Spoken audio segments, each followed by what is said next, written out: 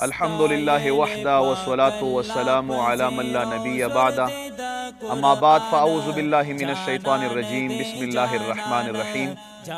محترمو ناظرینو کتونکو الله تعالی سره د ما د هر قسم آفاتو او د مصیباتو نه حفاظت نصیب کا. ملګرو یو مسله باندې د تپوس کولو سوال کړی دی.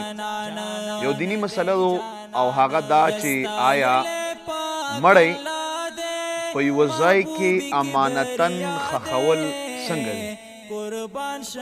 یقینا چې په ځینې علاقو کې دا رواج هم شته او دا یو طریقه اوس هم موجوده ده چې امانتن د څو ورځو دپاره د میاشتې دپاره د هفتې دپاره مړی هغه ښخ کي او بیا دا د دوی اراده وي چې را هفته بعد یا میاشت بعد به موږ دا مړی دوباره راوباسو او خپلې علاقې او خپل وطن او خپلې ښاري له بې وړو د ځان سره.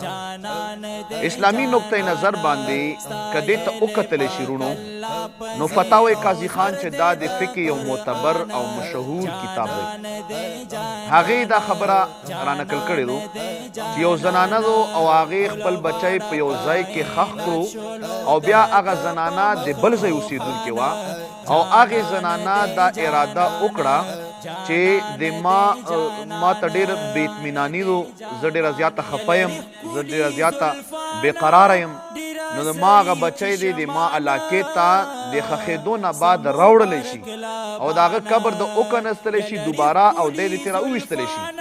فتاوی قاضي خان فرمایي چې بالکل دا د دغې زنانه دپاره دا خبره جایزه نه ده.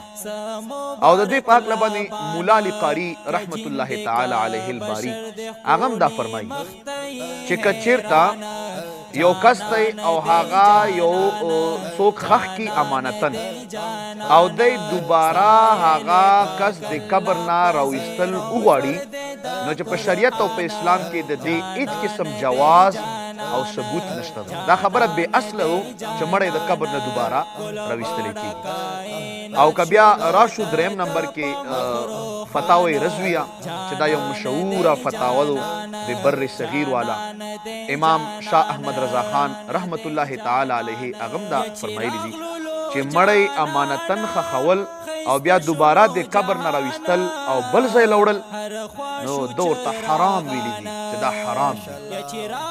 څو وجو کې علماو دا ویلي چې یاره مړی راوښکی شي. یو دا چې مثال په طور باندې ځمکه پردی وي د بل چا ځمکه وي او پکې ښخ شوی وي او هغه د ځمکې مالک راشي وایي چې دا د دغه ځای نه پورته کړه.